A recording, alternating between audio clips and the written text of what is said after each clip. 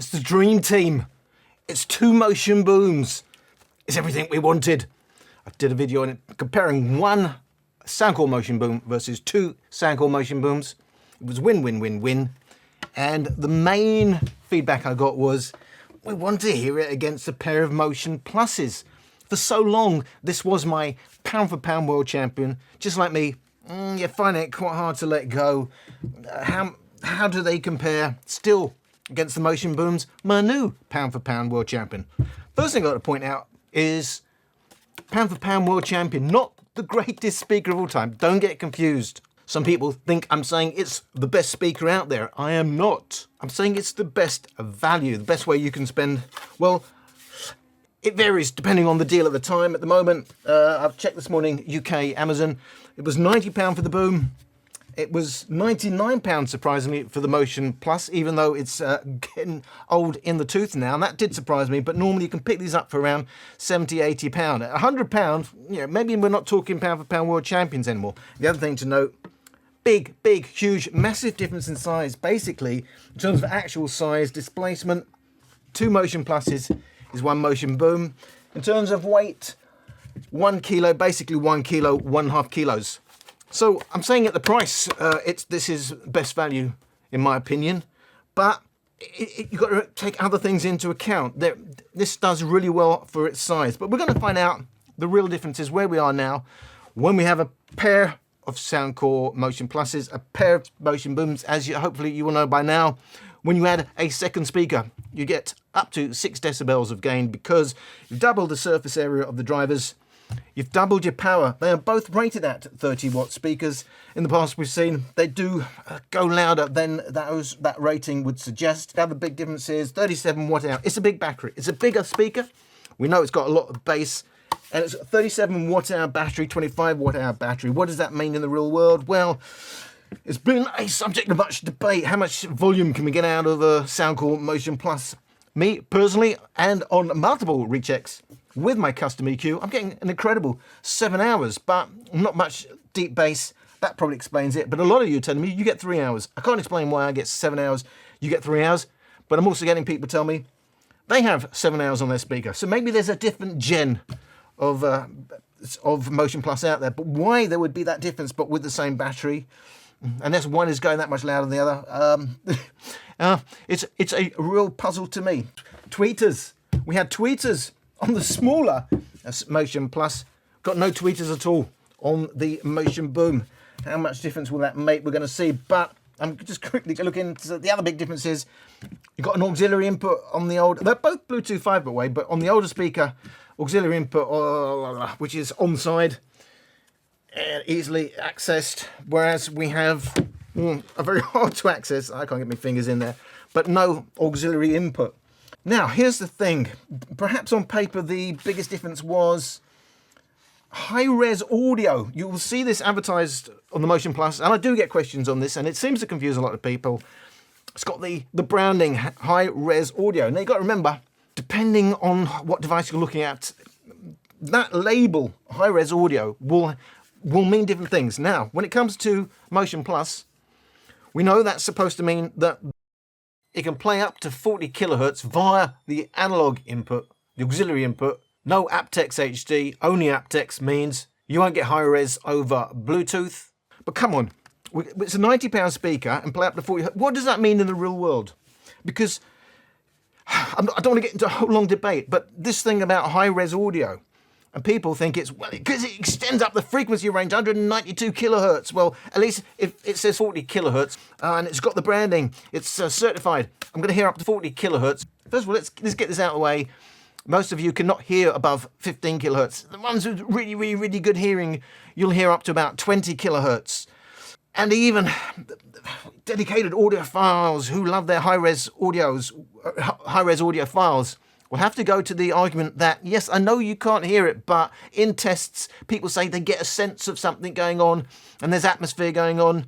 Okay, so that may or may not be the case, but it's subtle at best if there's anything going on. We're talking about pure harmonics. Well, mostly pure, yeah, basically harmonics. Even some of the most exotic instruments, you're playing under 30 kilohertz.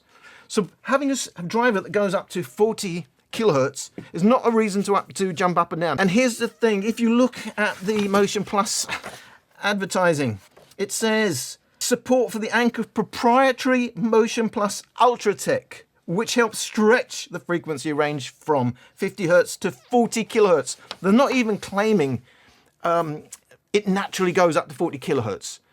They're saying we're doing magic things, we're filling bits in, we're doing things on the fly to get it up to 40 kilohertz. If you can hear it, and if there isn't any information in that track, most studios are recording up to about 20 kilohertz. Most of the high-end mics are recording up to 20 kilohertz.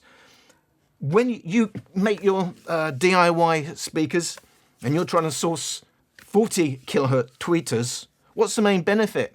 The main benefit is it's playing strongly past 20 kilohertz. It's not that it plays up to 40 kilohertz, it's that it's not rolling off at 20 kilohertz. You've got to remember, if a speaker is advertised to a certain, say to 20 kilohertz, if the tweeter is advertised to 20 kilohertz, it's not going to be linear. It's going to start rolling off at the low end and at the high end.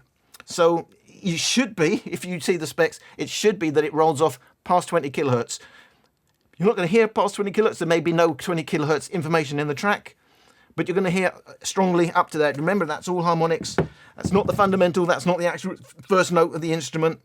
And in the recording world, what is the main benefit for them? What would they say is the main benefit of high-res audio?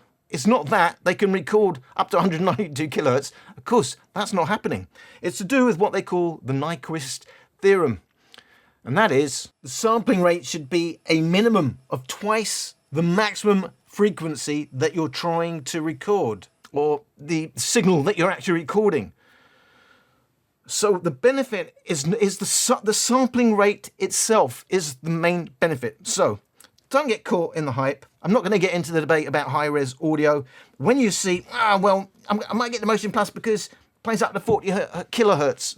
Well, it's a whole long story. What that actually means, remember, there's no real music playing up to 40 kilohertz. Anyway, at best, it's just going slightly past 20 kilohertz. The main benefit is it's not rolling off, if it indeed is in the track itself, if indeed it was recording. A lot of the marketing hype at the moment, well, it used to be, I haven't looked recently, was old recordings being remastered into high-res audio. Because they were never recorded in up to those frequencies. You know, the old equipment they used to use. The main benefit is sampling rate. I think the main benefit is, people will say, high-res audio sounds smoother. Some people say they get a sense of atmosphere that, well, I'm not getting from the actual track itself, and it's smoother. The only thing you can say for sure is, because of the sampling rate and the filters and everything else that goes into it, does tend to sound a bit smoother. So, got that out of the way. I will quickly say I have kind of slightly altered my EQ in this video. On both the Motion Plus and the Boom, I've brought a little bit the high end, which I thought was maybe a bit overdone, because as you push, well, both of these speakers past 80% for sure, it's going to get a bit screechy. Let's get straight into it now. Let's go moderate listening test, 50% volume.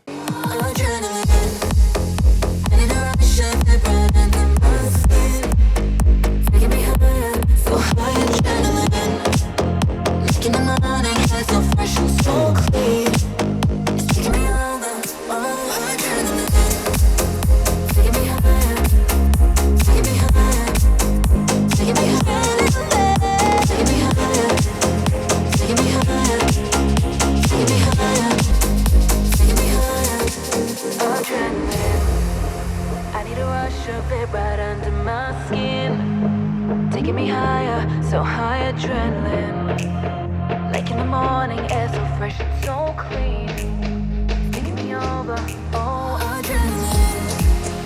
I need a rush of it right under my skin, taking me higher, so high adrenaline, like in the morning, air so fresh and so clean, taking me over, oh adrenaline.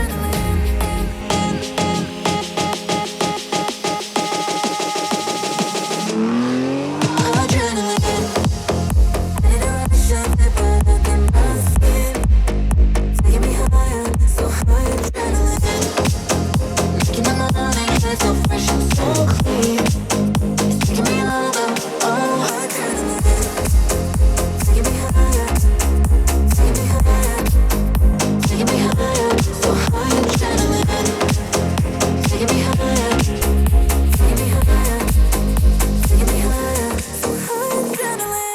So the difference is not slight, the difference is huge. Bear in mind, this is another point of debate. A lot of people are getting annoyed that I have one EQ. Guys, I have to make these speakers usable in the real world. One EQ, and for me, I play at louder volumes, so my EQ is normally set around 70%, something like that. It's not set for lower volume. It's quite simple. It's very bass heavy, the Motion Boom, at these moderate to low volume listening. Just bring down your 80 hertz slider. You could bring it down past to -1 or something like that if you really want. It's very bass heavy because my EQ is for further up when that sound actually starts balancing out. So bear that in mind. It's not illegal for you to use your own EQ. You can base it on my EQ. My EQ is not perfect EQ. I evolve it all the time. Remember, the room you are in is going to make a big difference. If you're in a very low resonant room, a very low reflection room where there's no reflections going on, you're going to push the highs more than if you're in a very echo. If you're in your bathroom, for example, you're not going to need to push the highs in the same way. Now, almost no bass by comparison on the Motion Plus. Very mids first on the Motion Plus, and that's quite a contrast. In fact, if I break that down, the loudest part of the range, of the frequency range on the Motion Boom is the bass. And not just the bass, it's the deep bass. That's the loudest part of the track, whereas on the Motion Plus, the loudest bit that you hear is the mids. For me, once I got used to the bass of the Motion Boom, that's why I find it very hard. I did say unlistenable. Well, that's being a bit harsh. It's still a decent old speaker, but once my ears have got tuned to the nice deep bass, and it's not overdone, it just sounds a bit at moderate listening volumes because of my EQ. But by comparison, there's so much of the track now missing because it doesn't hit, the kick drum, bass drum, it's completely cut off to a big extent because going down to 40 hertz, I can definitely play down to 40 hertz on the Motion Boom. Can't do that on the Motion Plus. But look, it's more travel friendly, isn't it? The other thing I should mention, no matter what the volume, recessed vocals. That's what I'm saying. I'm not saying it's the greatest speaker in the world. It's not hi-fi. It's just great fun and great value. So not great dispersion. Doesn't handle vocals that brilliantly. They don't pop, they don't come to life, but they are there. Whereas forward, lovely vocals. Maybe it's my favourite thing about the Motion Plus. Vocals hang nice and forward and in your face. Going to go louder now. We're going to go to around 75% volume. Real world listening volumes. Y'all been wrong, being lazy, elevating, going up while I've been walking up the stairs. This life is really crazy and it sure as hell ain't fair. But that is all okay, I'ma tell them I don't care. I just gotta keep them surfing, I just gotta be the man that's really gonna do it, that is really gonna make it. When I feel this gravitation in my body, man, I do it for my people now, yeah, for my nation, for my soul and for my legacy. Cause I'm on my path and I'll be coming for my destiny.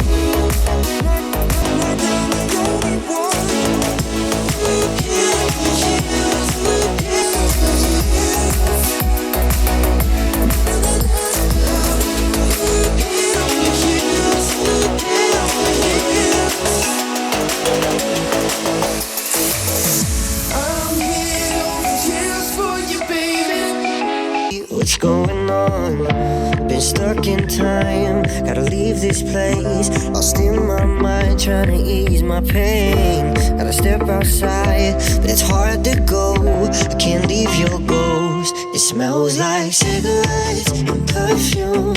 I still see your silhouette in my room. Everywhere I go now, I lose my mind. Smells like cigarettes and perfume. I still see your silhouette in my room. Everywhere I go now, I lose my mind. My mind.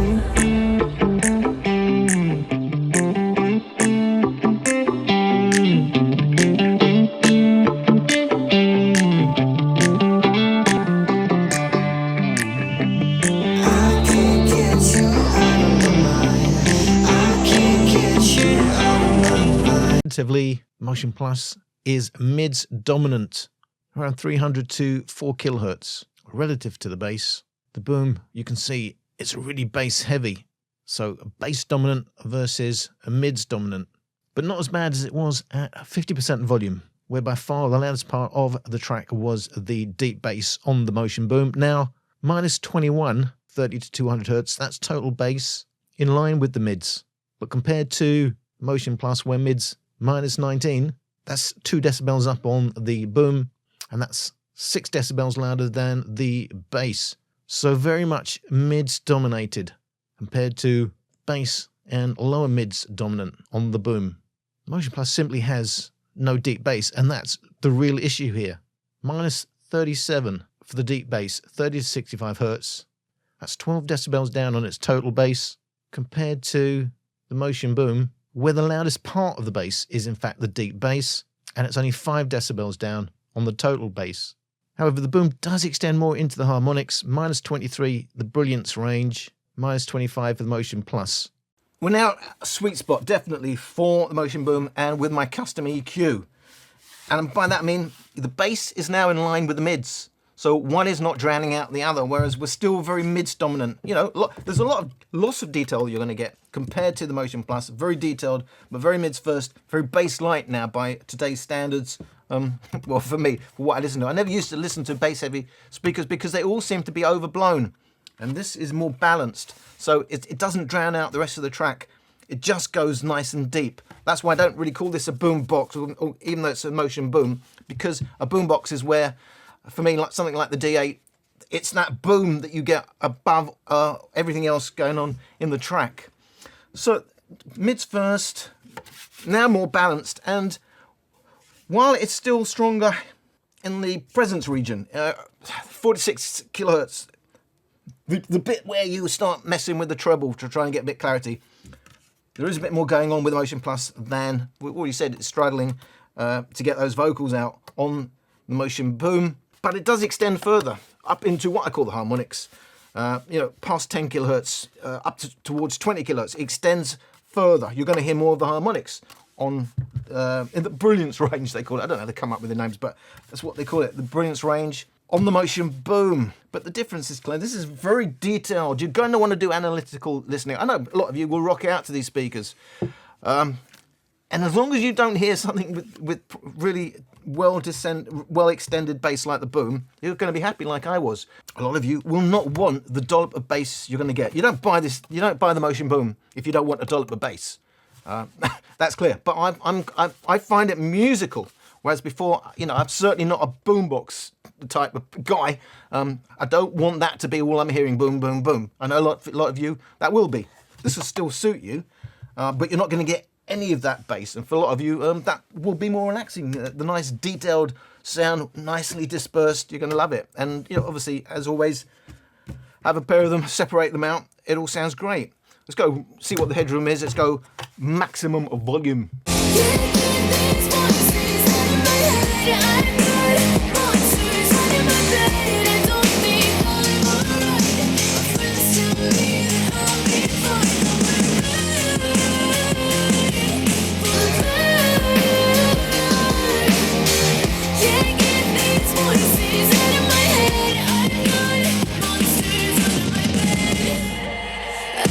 Living in a cycle, find myself in denial.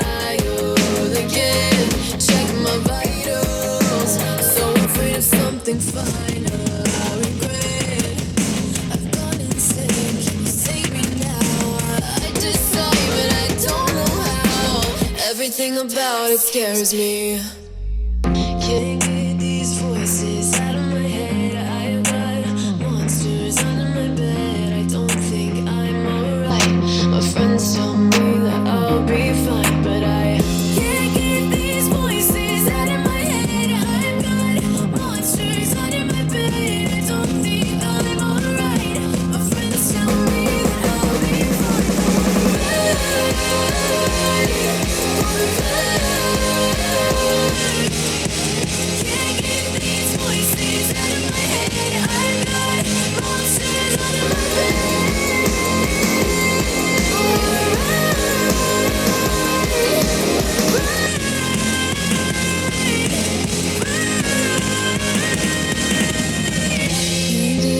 voices out of my head. I've got monsters under my bed. So the Motion Boom is the loudest as a pair versus two Motion Pluses. It's louder by 2 decibels overall. The peak is only a decibel up because very heavy on the mids for the Motion Plus. The Motion Plus can just about hold its own in terms of the upper bass.